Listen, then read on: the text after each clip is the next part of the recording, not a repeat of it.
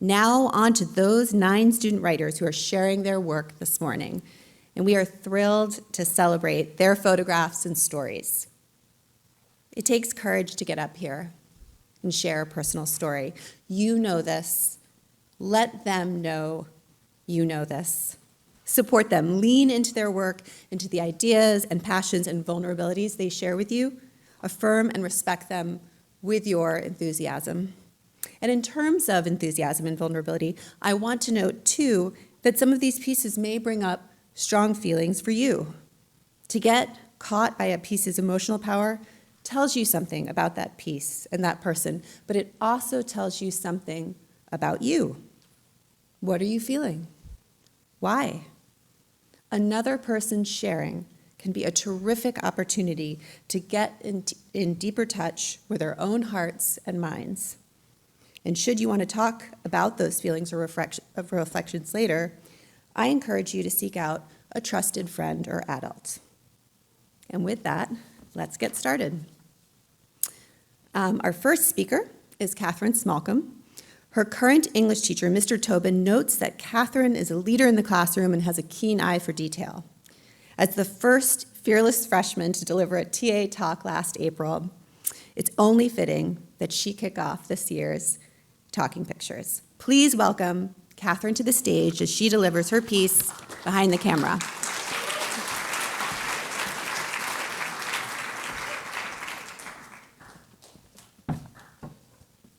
Over the course of our day, we are surrounded by pictures, whether being on social media or on television. We are often quick to judge and make assumptions about the lives and moments of the people captured in these photos. But do we actually ever truly know what's going on behind the camera? I think most people would look at this picture and think, wow, they look super happy, taking a nice family photo on vacation. I mean, you wouldn't be totally wrong. We are a happy family, and we were taking a photo on vacation.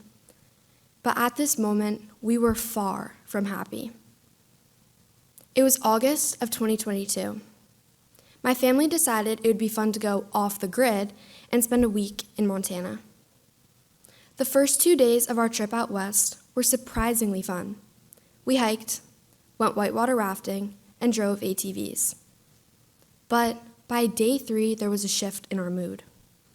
My dad was constantly checking his phone and disappearing. That afternoon, we planned a bike ride through the mountains, something my dad was super excited for. But when it came time to go, he couldn't join us. By dinner, he was leaving the table every few minutes. I was so confused. This was supposed to be a family vacation. Why was my dad on his phone constantly and disappearing? When I got back to the hotel, he wasn't there. But honestly, I didn't think much about it. I assumed something was going on at work and he needed better cell service. I went to bed hoping our following day would be better. I woke up the next morning and looked at the clock. It read 9 a.m. But my mom was supposed to wake me up at 7 for our van tour. Why didn't someone wake me up? I ran into my brother's room, hoping that I wasn't just left behind. But when I got there, he was laying in bed and just as confused as I was. A few moments later, both my mom and my dad walked into the room. My dad's eyes were puffy and red. He began to say something, but mumbles were all that came out as he burst into tears. I had never seen my dad like this before. Between sobs, he told us that Pete, my 30-year-old uncle, had tragically died. In that instant, my life shattered. Pete wasn't just my uncle. He was my friend. Nothing in life prepares you for this moment. I couldn't even consider him being gone. He was the one that got my brother hooked on sports gambling by betting Snicker bars and Kit Kats. He would always take the losing team, even if that meant shipping a jumbo box of chocolate to my brother. I learned how to write while giving him fake parking tickets for being late to family holidays. He taught me how to dive during competitions every summer at Lake Winnipesaukee in New Hampshire. He played such a significant role in my childhood that losing him was unimaginable.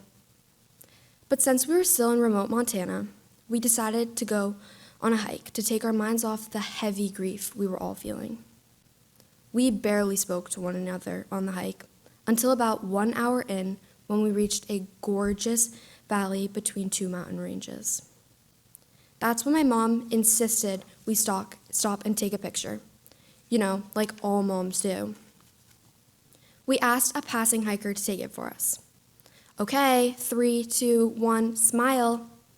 The four of us struggled to fake a smile. The rest of that day was quiet. We tried to cope with the news we had learned. But after that day, our trip was different. Everybody's minds were elsewhere. When I got home a week later, I opened Instagram. The first thing that popped up was that picture we had taken in the mountain range. My mom had posted it, captioned, "Montana!" I stared at that picture for a few minutes before reading some of the comments. Lucky, so jealous, and looks so fun. But we weren't lucky. That was one of the worst days my family had been through. But no one knew that. How could they, from looking at a picture that portrays us as a happy family? I felt angry. I felt so much pain, but it all seemed downsized by the facade of that picture. How could a picture be so misleading? I thought about this a lot. Had I seen misleading pictures from others just like mine? I often catch myself scrolling through pictures and feeling jealous, envious, or wishing that I could look like that or be in that location. Sometimes pictures can make my life feel inadequate in comparison to someone else's. We add our own interpretations in that momentary glimpse of time. But as I have learned, things are not always as they may seem. Thank you.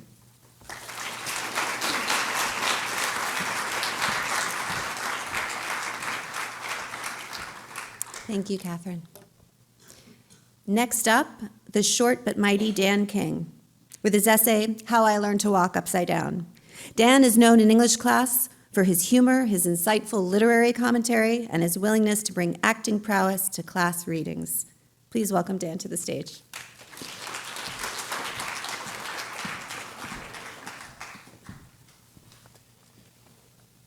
This is me, 4 months ago when I was walking upside down in the CFA.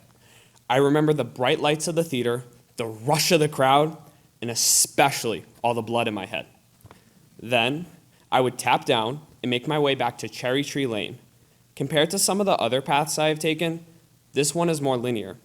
From a young age, I have been a creative problem solver.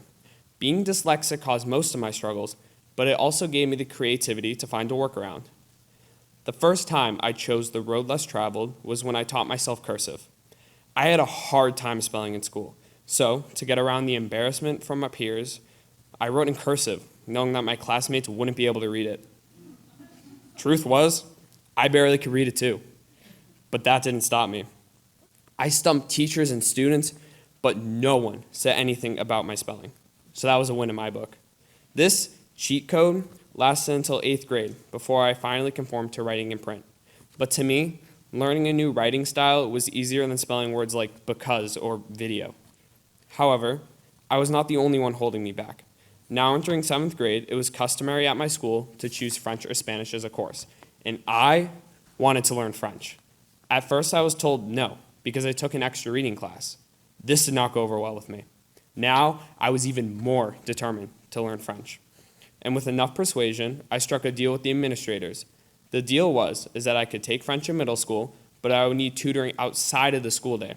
And so, for the next 3 years, I saw a private tutor for English, and I got to learn French during the school day. Then I got to move to Thayer. No longer writing cursive or going to reading tutoring, I decided to fill my free time with joining the theater program. This year, I auditioned for my first musical and landed the role of Bert in Mary Poppins. This was an enormous undertaking. However, the dress rehearsal did not wait for me to get my lines together. And at 6 p.m. on a Thursday, I was opening a show in front of over 500 people. As the night went on and Act 1 came closer and closer to an end, there was still one more song to close the act. But there was a problem. I forgot the lyrics. All the songs I sang were so similar that I forgot what part went here or what went there, and my head was a ball of confusion. Though, without freezing or changing my facial expression, I made up new lyrics to accompany the song. It was not my most flawless performance, but nobody noticed or cared. Things haven't always been the easiest for me, but I always seem to find a way through. Whether it was scribbling cursive to dodge spelling issues, convincing the school to teach me French, or making up lyrics mid-show, I've learned to roll with the punches and get creative when needed. I don't always take the normal route, but it has gotten me far. Learning to walk upside down was not just a theater trick, but a way of life. Sometimes the world can make a little more sense when you flip it on its head and take the path no one else is looking at. And honestly, I like it that way. Thank you.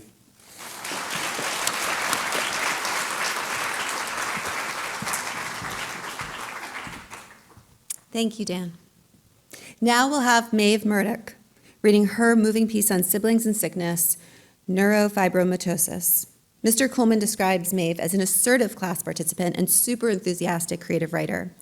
For Maeve, Mr. Coleman notes, word limits and writing assignments are mere suggestions.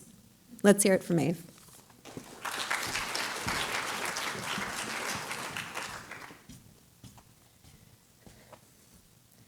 My mom is hard of hearing and for as long as I can remember has always had a hearing aid. This is because of a rare genetic disorder called neurofibromatosis, which causes tumors to grow on nerves nearly anywhere in the body. My mom had to have surgery 30 years ago to prevent a brain tumor from damaging her brainstem, and in order to do that, her hearing nerve on the left side was severed. Your brainstem goes straight up, connecting your spine to your brain. Hers was pushed over all the way on the left side of her neck by the tumor. Although these tumors are not cancerous, they are life-threatening. About 6 years ago, my siblings and I all got tested for this gene. Much to my relief, my results came back negative. However, my older sister Linda and younger brother Will did not get quite as lucky. When the results came back, I realized there was nothing I could do for my siblings except be there for them. I will be a helpless bystander as they struggle through this for the rest of our lives. On January 2nd this year, in the recovery wing in room 1137 at Mass General in Boston, I took this photo of my sister and me after her brain surgery while she was sleeping. While most people spent the New Year celebrating, my family and I began this year with a not-so-celebratory trip to Mass General for an 11-hour brain surgery Linda was going to endure. Fighting back tears in the back of the car, feeling nothing but helplessness, I tried to keep it together for her and my family. Between feeling sympathy for Will, who was witnessing this, knowing he will most likely have to go through a similar thing, and the mere thought of something going sideways in the operating room, it was a very hard day for us all. Meanwhile, frightening scenarios were flying through my head of where I would be without a sister. She is my built-in best friend and role model that I cannot fathom living without.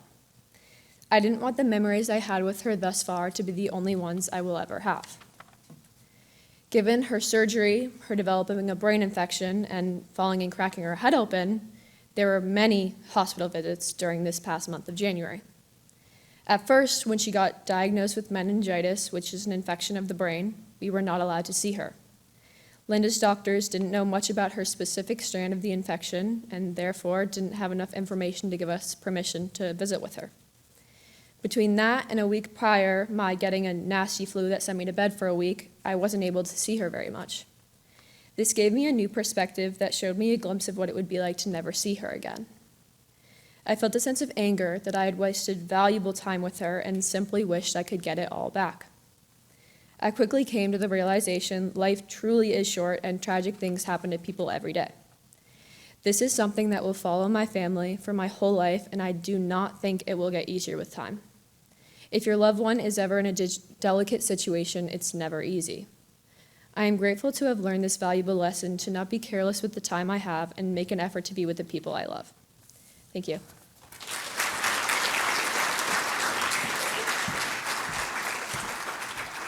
Thank you, Maeve. Now we will hear from Henry Cohen about the Cohen brothers and learning to accept change. Henry is respected in class for his discussion contributions and his main character energy. A round of applause for Henry.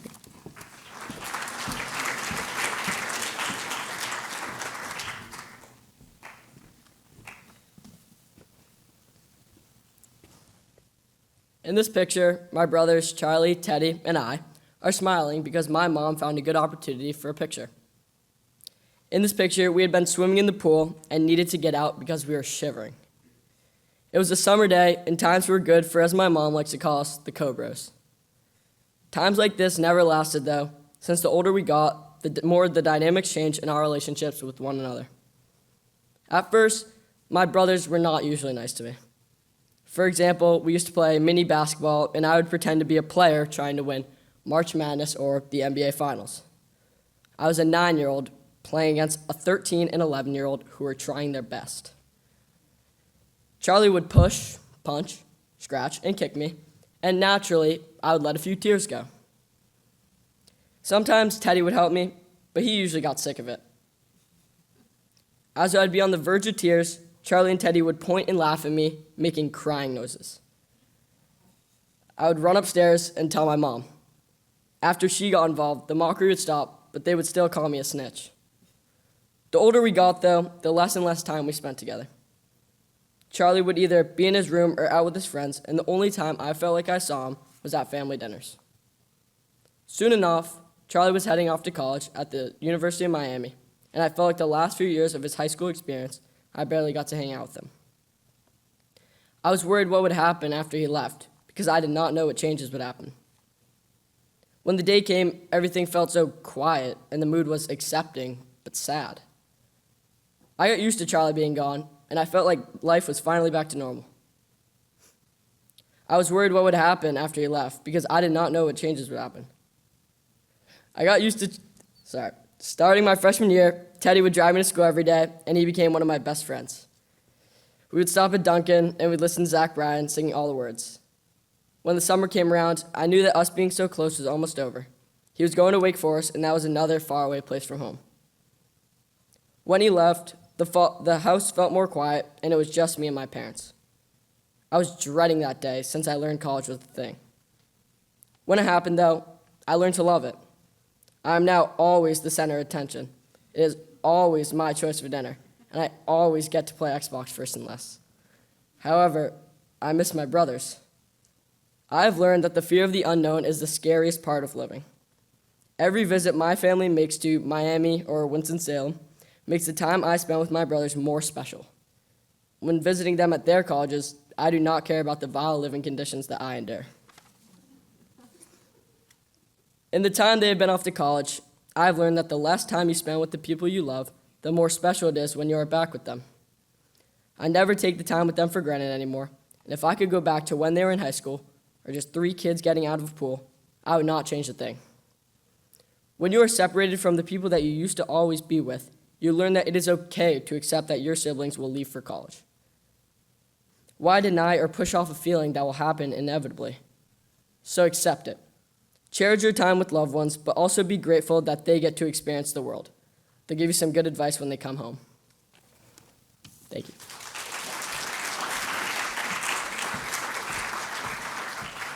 Thank you. Next up, Anna Sullivan with a tribute to her grandfather called Knowing Your Neighbors. In addition to being an outstanding writer, Anna brings a grounded energy to English discussions, listening deeply to others and sharing with authenticity. Her classmates cherish her humor and wisdom. Please welcome Anna to the stage.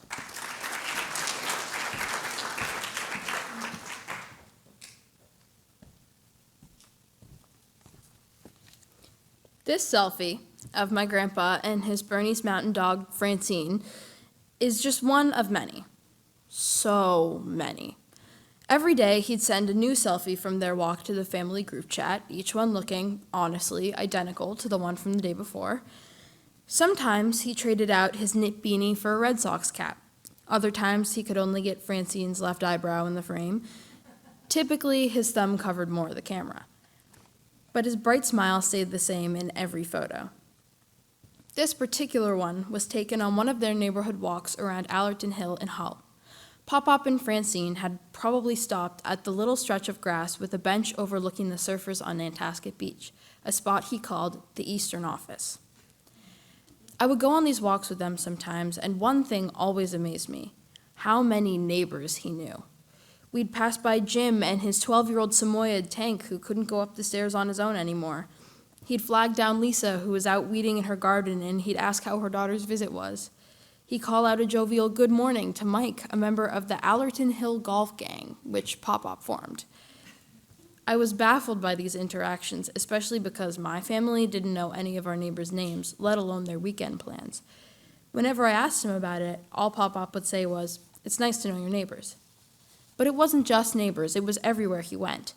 On Pop-Pop Day outings to Costco or the PGA Tour Superstore, he would stop to talk to the cashiers, who he somehow knew from a friend of a friend or a previous job. Honestly, it seemed like my nightmare. Whenever I go out, I pray I won't run into anyone I know. When I walk my dog, I keep my earbuds in and visible so people won't stop me and I won't have to make small talk. This sounds overly antisocial, but especially post-pandemic, I've noticed more and more people behave like I do. It's just not as important to me to know my neighbors. But personal connections meant so much to him, brought him so much joy. I could see it in the way his eyes lit up when he told us about his day. What I've come to realize, however, is how much joy a conversation with my Pop-Pop brought everyone he met. As my family learned very quickly, joy would be the name of the game over the coming months. My grandpa had been sick for years before I even found out. As his Parkinson's disease progressed and the prostate cancer spread to his bones, it began to feel like he spent more time in the hospital than at home. He didn't walk Francine anymore, and his hands shook too much to take selfies. But when he had trouble sending texts, he called. Sometimes in life, if you're lucky, you'll get the chance to know someone who will affect how you see the world. Pop-Pop was that person for me. I used to see the smallest social interaction as a chore, something uncomfortable and, at times, scary. Now I understand the importance of knowing someone's name or even just being a friendly face. I've found that kindness makes the world a little smaller. His attitude is one part of him that I'll keep with me forever. My Pop-Pop taught me about the power of connection and positivity. That's what this photo is to me, a reminder to never stop making new friends and to live not in denial of the future, but in joy despite the circumstances. My Pop-Pop died in September. At a celebration of his life, one of his neighbors got up, a neighbor he met on a walk with Francine, and shared a memory of my grandfather. This neighbor said he remembers bringing Pop-Pop to the hospital for an appointment near the end. He said Pop-Pop looked old. He'd lost weight. His white hair, which used to be his pride and joy, had thinned, so his scalp was visible. He had to be pushed around in a wheelchair. Despite all that, by the time they left the hospital that day, Pop-Pop had 4 new friends. Thank you.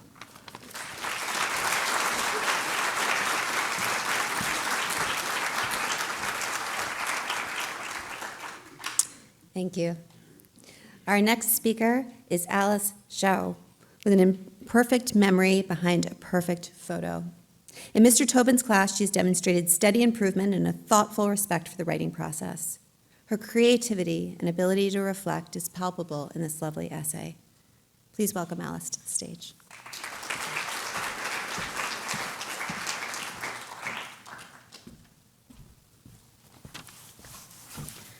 At first glance, this photo might seem simple, just a girl standing in a field of dandelion and lupines in Iceland, reaching for the sky with a big smile.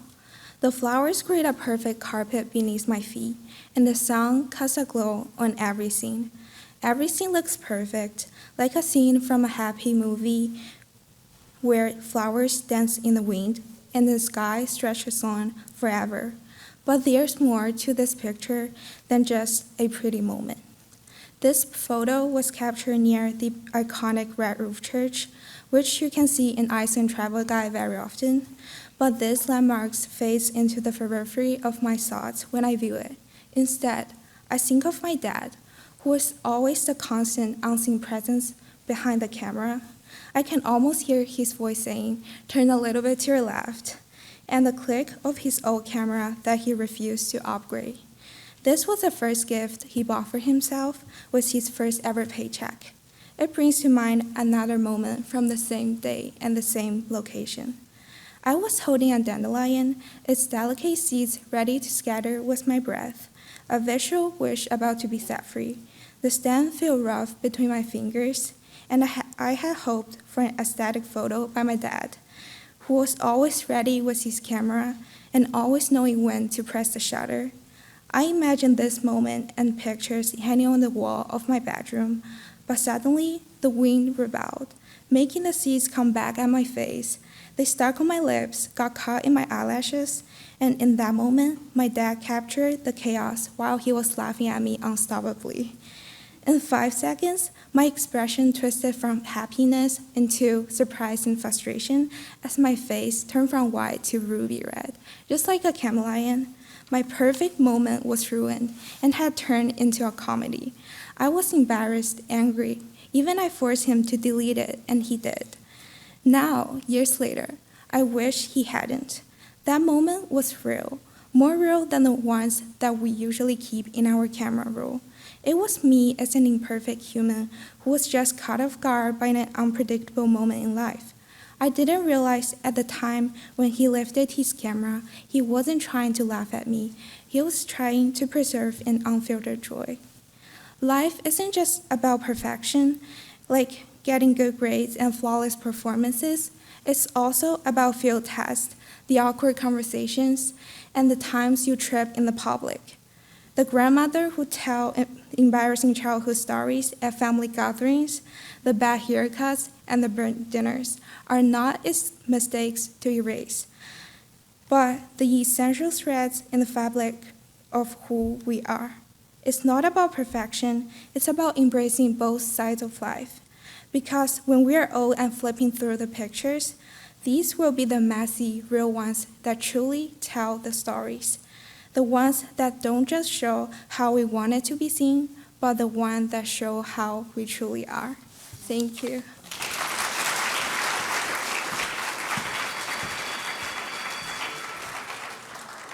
Thank you, Alice. Up next is Katie McCarthy with her piece, Sharing a Lunch. A few weeks ago, Katie wowed us with her rendition of Catherine Parr in the musical Six, and in class, she is known for imaginative storytelling, bold contributions to class discussion, and on sunny days, persuasive lobbying to take the class outdoors. Please welcome Katie to the stage.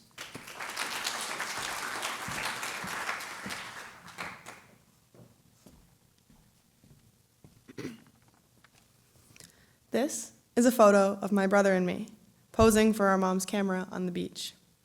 We had just sat down for lunch after what felt like hours of beach t-ball.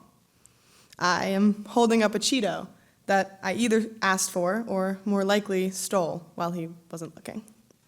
Jack's sandwich is nice and clean, no crust, and prior to this photo, lived happily in its box. Mine, on the other hand, was definitely in the sand, and I definitely still ate it. It was summer of 2011, just under a year before our sister was born. While Jack and I were very different kids, it didn't matter. We were best friends. As we grew up, we drifted apart, as siblings do. Jack was a perfect child.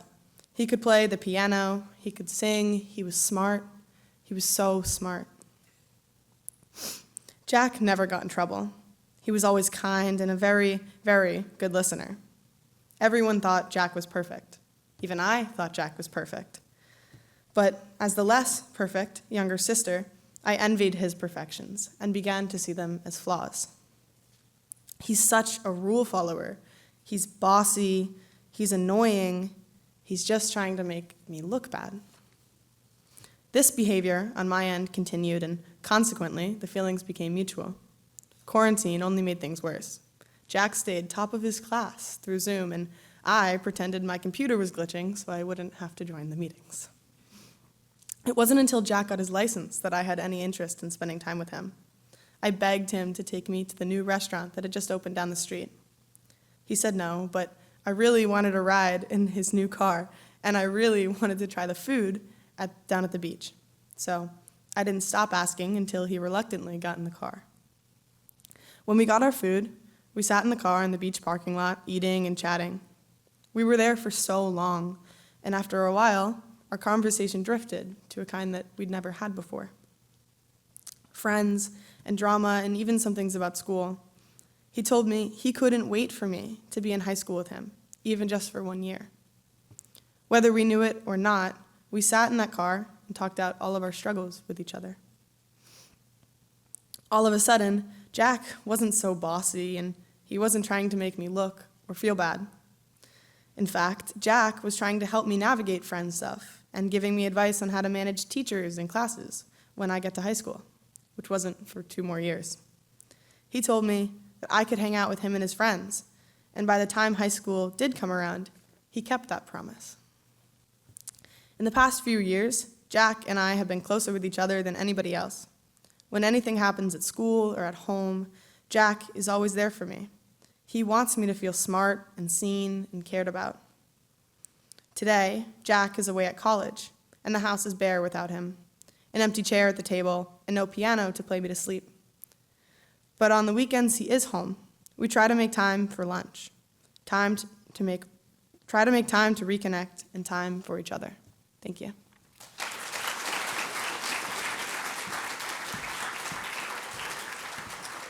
Thank you, Katie.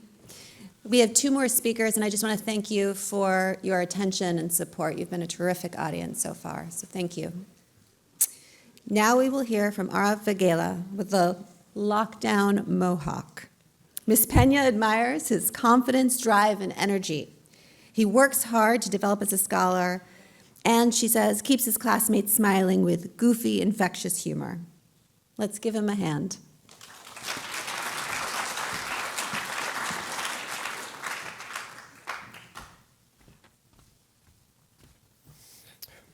In 2020, my life changed before my eyes.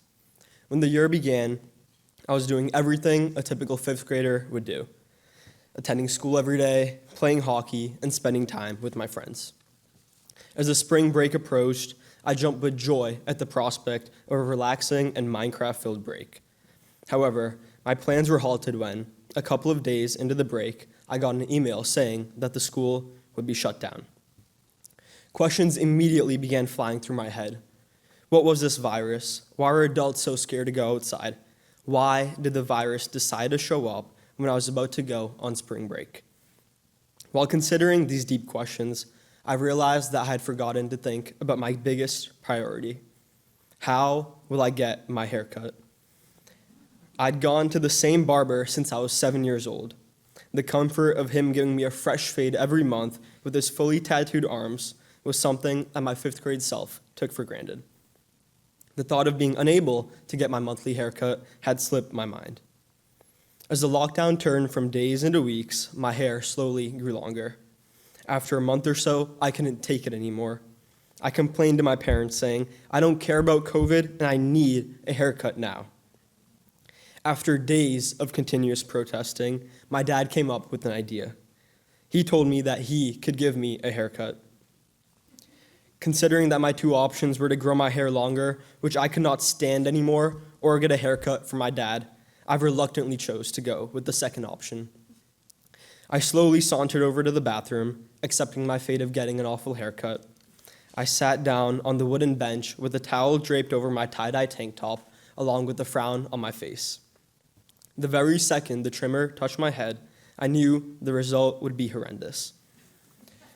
30 minutes later, my dad was still attempting to cut my hair. Every time I looked in the mirror, I grew increasingly disappointed with what I saw. I decided that giving up on the hope of getting a perfect haircut would be wise. I told him to turn the trimmer off and looked him straight in the eyes, confidently telling him to give me a mohawk. My dad's face was overcome with joy. The thought of giving me an easy haircut would end his misery. As he skillfully trimmed the sides of my hair, I felt regret. When he was done, I slowly opened my eyes to look in the mirror. My mouth dropped, forming the shape of an oval. While no fifth grader in their right mind would have tolerated this type of haircut, I loved it. Something but the crispy line of hair down the center of my hair and the sides of my head making me look like Mr. Clean brought great joy to my 10-year-old self. If we were not in a lockdown, even the thought of having this type of outlandish haircut would have me cringing with embarrassment. Since we were, however, I thought that this was the way that I could take full advantage of the situation by having a bad haircut and no one had to see it. Ever since I got a mohawk when the world was shut down, I've started to appreciate the little things in difficult situations. The photo has taught me to never take life too seriously and always to smile and laugh, no matter the situation. My seriousness in getting a perfect haircut every month has not dwindled in the slightest, but the memory of the imperfect mohawk still sticks with me today. When people look at this photo, they may initially see a very adorable 10-year-old kid with a fresh cut and a toothy smile, but I hope they take away from it the lesson of finding joy in the unplanned nature of life. As my 5th grade self learned, life is very unpredictable and can throw you curveballs when you least expect it, but all that matters is how you react and make the best of the situation, even if that means getting a mohawk. Thank you.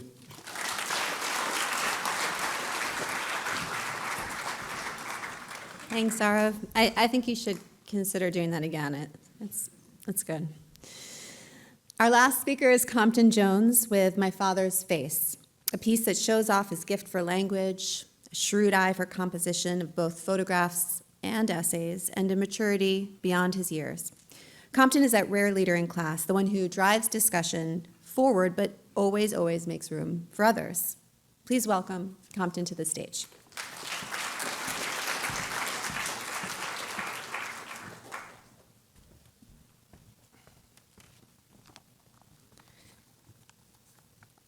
In the picture is a tired family, tired from long travel, maybe tired of each other. Surely they did not expect this photo. Look at the child at the bottom of the frame, petulantly ignorant that his expression would be immortalized. Then the girl on the right. She's posing nicely, but she's removed from everybody else. Now see the man on the left. He's a well-groomed fellow, sporting a suit and some sharp sunglasses. He's also out of focus, and he's looking rather sternly into the camera.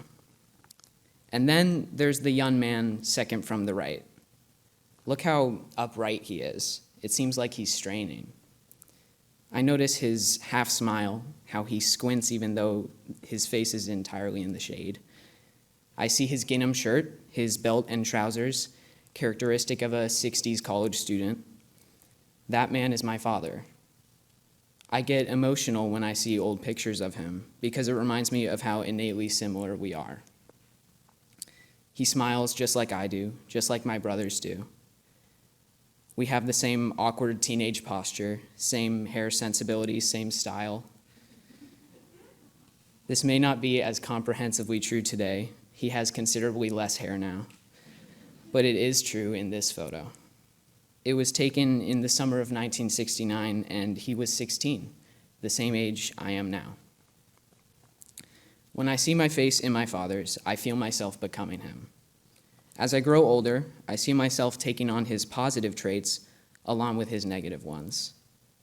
Where I'm a hard worker and a serious thinker, I'm also too quick to anger, and I don't like to apologize. Growing into all of that is an extraordinary and terrifying sensation. Our relationship is full of admiration and respect, but it is also one of irritability and impatience. A minor argument might provoke a month-long stalemate, and then we'll return to our friendly rapport just as quickly. Most of all, my father and I can't communicate love effectively. We can't communicate anything effectively. My father and I err on the side of actions rather than words, festering rather than healing, and time as an ultimate Band-Aid.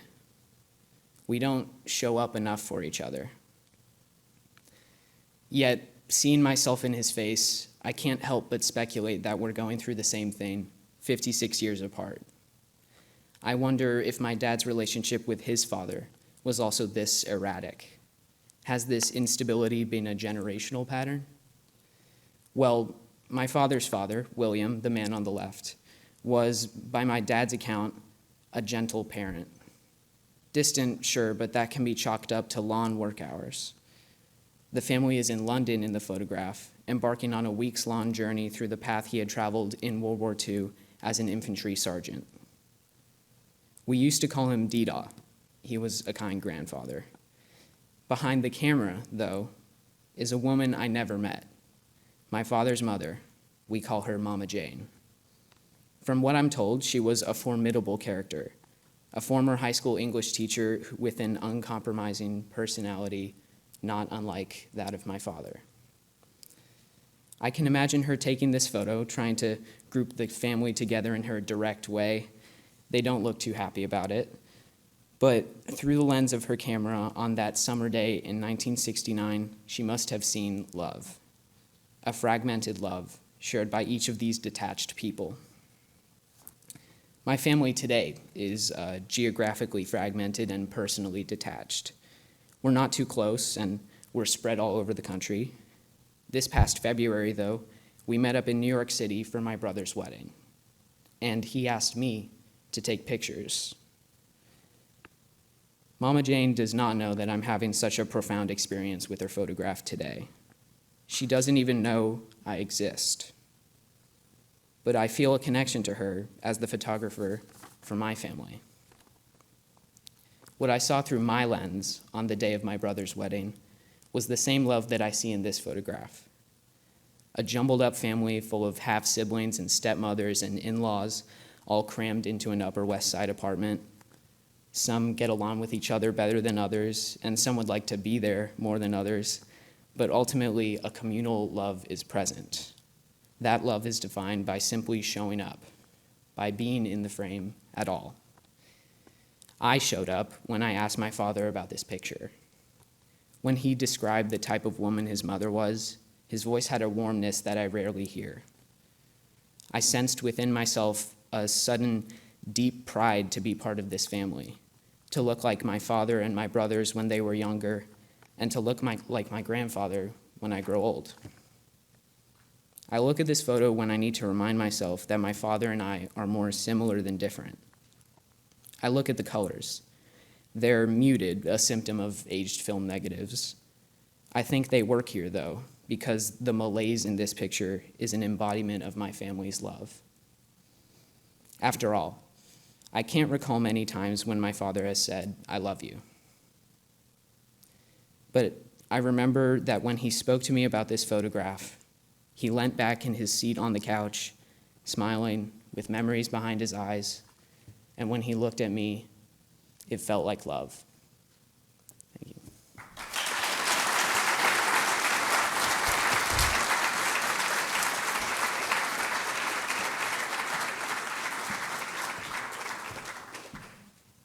Thank you, Compton. Thank you to all our speakers for the generous and brave gift of their stories this morning. Let's give them another round of applause.